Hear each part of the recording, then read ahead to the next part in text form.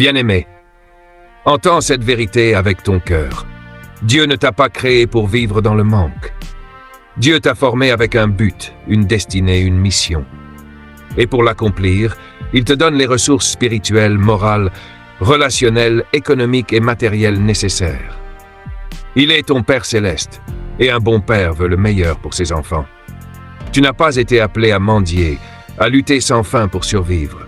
Tu as été appelé à régner avec Christ, à manifester la gloire du royaume dans tous les domaines de ta vie. Développement. 1. Dieu veut que tu sois riche spirituellement.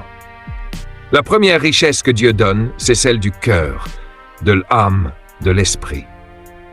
Éphésiens, béni soit Dieu, qui nous a bénis de toute bénédiction spirituelle dans les lieux célestes en Christ. Ces bénédictions ne sont pas matérielles d'abord, elles sont éternelles, invisibles mais puissantes. La paix qui dépasse toute intelligence, la joie du salut malgré les tempêtes, le discernement dans les choix, la force intérieure pour surmonter les épreuves, la communion avec Dieu dans la prière. Beaucoup cherchent la richesse matérielle en premier, mais oublient que la vraie abondance commence à l'intérieur. Sans santé spirituelle, toute richesse extérieure devient vide. Voilà pourquoi Jésus a dit, Matthieu 6,33, « Cherchez d'abord le royaume de Dieu et sa justice, et tout cela vous sera donné par-dessus. » Quand tu es riche spirituellement, tu n'es plus esclave des désirs du monde. Tu vis dans l'assurance de ton identité. Tu manifestes les fruits de l'esprit. Galates 5, 22. 2. Dieu veut que tu sois riche économiquement. Contrairement à ce que certains enseignent, Dieu ne glorifie pas la misère. Il veut que tu aies assez pour toi et de quoi bénir les autres.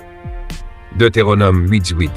Souviens-toi de l'Éternel ton Dieu, car c'est lui qui te donne la force d'acquérir des richesses.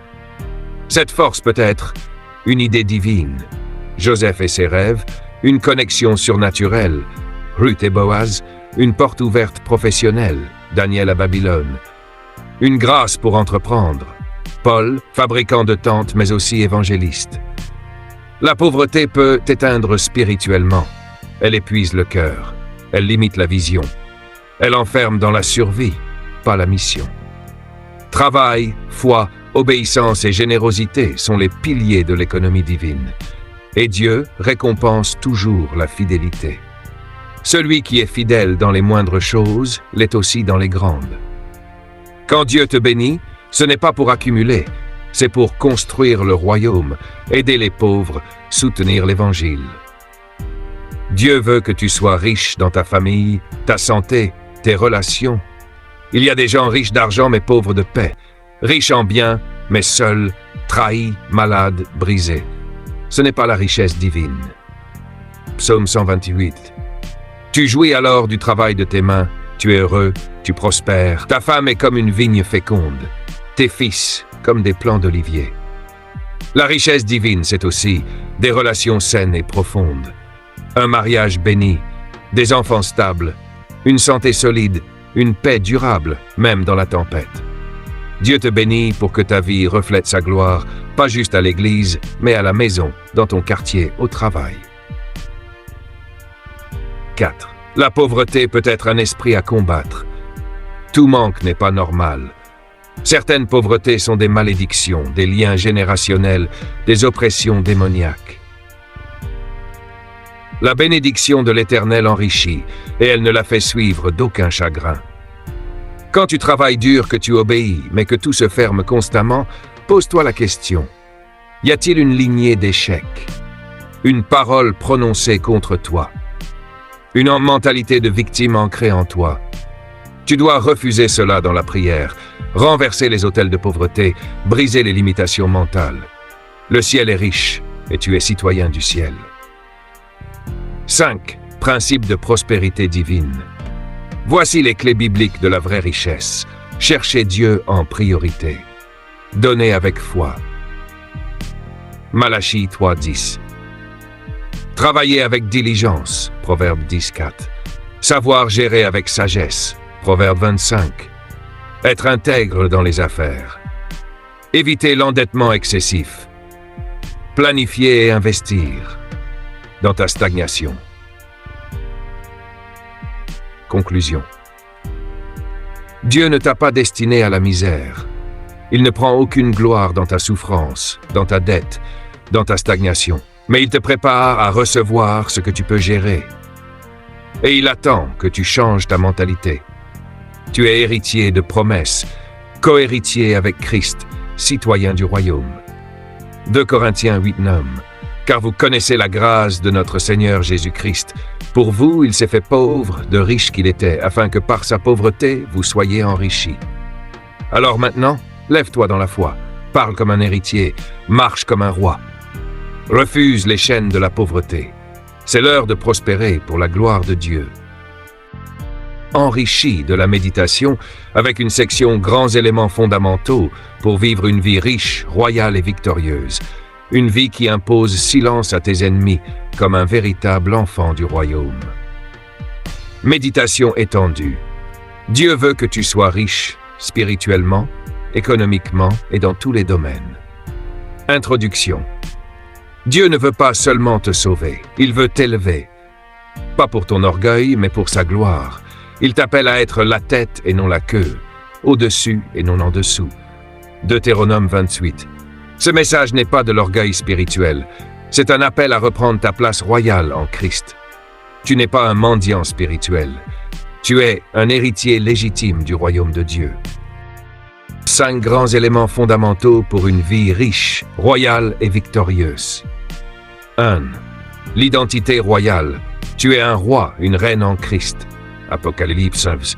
Il a fait de nous un royaume, des prêtres pour Dieu son Père. Tu ne peux pas vivre comme un mendiant si tu sais qui tu es vraiment. Tu n'es pas ce que la société de toi. Tu es ce que Dieu a proclamé. Fondement.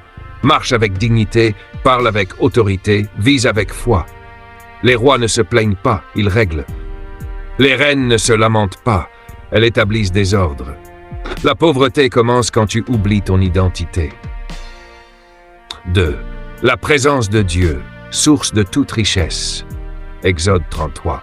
Si ta présence ne vient pas avec moi, ne nous fais pas monter d'ici. La richesse divine n'est pas dans l'accumulation, mais dans la présence de Dieu.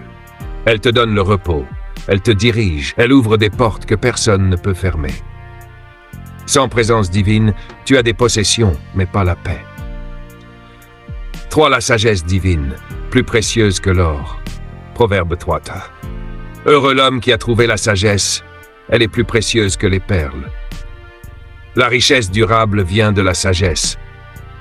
Elle t'aide à éviter les pièges. Elle attire les bonnes personnes. Elle protège ce que Dieu t'a confié. Tu ne deviens pas riche en courant après l'or, mais après la compréhension divine. Demande à Dieu de la sagesse comme Salomon. Dieu donnera plus que ce que tu as demandé. 4. La loi de l'honneur et du don. Proverbe, honore l'Éternel avec tes biens, avec les prémices de tout ton revenu. Alors tes greniers seront remplis. L'un des secrets les plus puissants de la prospérité, c'est l'honneur. Honore Dieu dans tes finances, la dîme, les offrandes. Honore tes parents, mentors, prophètes. Honore les pauvres, ils sont la clé vers l'élévation. Tu récoltes selon ce que tu donnes. Quand tu fais circuler les bénédictions, le ciel s'ouvre continuellement sur toi. 5. La victoire sur tes ennemis par la royauté spirituelle. Tu dresses devant moi une table, en face de mes adversaires. La richesse royale, ce n'est pas seulement l'abondance, c'est la victoire sur les ennemis. Quand Dieu te bénit ouvertement, tes adversaires sont confondus, tes accusateurs se taisent, tes détracteurs sont réduits au silence. Une vie de victoire parle plus fort que 1000 discours. Dieu veut que ta bénédiction soit publique pour que les ennemis voient et sachent qu'il est avec toi. Conclusion. Dieu ne t'a pas destiné à la misère. Il ne prend aucune gloire dans ta souffrance, dans ta dette, dans ta stagnation, mais il te prépare à recevoir ce que tu peux gérer. Et il attend que tu changes ta mentalité. Tu es héritier de promesses, co-héritier avec Christ, citoyen du royaume. 2 Corinthiens 8:9. Car vous connaissez la grâce de notre Seigneur Jésus-Christ. Pour vous, il s'est fait pauvre, de riche qu'il était, afin que par sa pauvreté, vous soyez enrichis. Alors maintenant, lève-toi dans la foi, parle comme un héritier, marche comme un roi. Refuse les chaînes de la pauvreté. C'est l'heure de prospérer pour la gloire de Dieu. Grande prière puissante contre la pauvreté. Seigneur Dieu Tout-Puissant, je viens devant toi avec foi et assurance. Tu es mon Père, mon pourvoyeur, ma source éternelle. Je reconnais que tu veux mon abondance et non ma misère. Aujourd'hui, je brise toutes les chaînes de pauvreté dans ma vie. Je renverse les forteresses de limitation financière, d'échec, de dépendance, de dette. Je détruis tout autel maléfique élevé contre mes finances.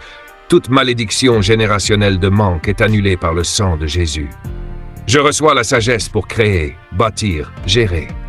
Je reçois des stratégies divines, des idées célestes, des rencontres prophétiques. Je déclare l'ouverture de nouvelles sources de revenus.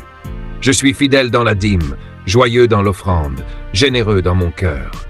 Je ne serai plus jamais esclave du manque. Ma vie reflètera la gloire de mon Père. Je suis béni pour bénir. Je suis prospère pour servir. Je suis comblé pour témoigner. Dans le nom glorieux de Jésus-Christ. Amen. Bien-aimés, si vous êtes connectés à cette chaîne, ce n'est pas un hasard. Dieu vous appelle à un nouveau niveau de foi, de maturité, de puissance et de prospérité. Ce lieu n'est pas seulement un canal, c'est un autel de transformation, un camp de rois et reines, un lieu où Dieu bâtit ses vainqueurs. Abonne-toi, médite, prie, partage, active-toi. Ce n'est pas une chaîne de divertissement, c'est un centre d'activation divine. Ésaïe 60. Lève-toi, sois éclairé, car ta lumière arrive, et la gloire de l'Éternel se lève sur toi.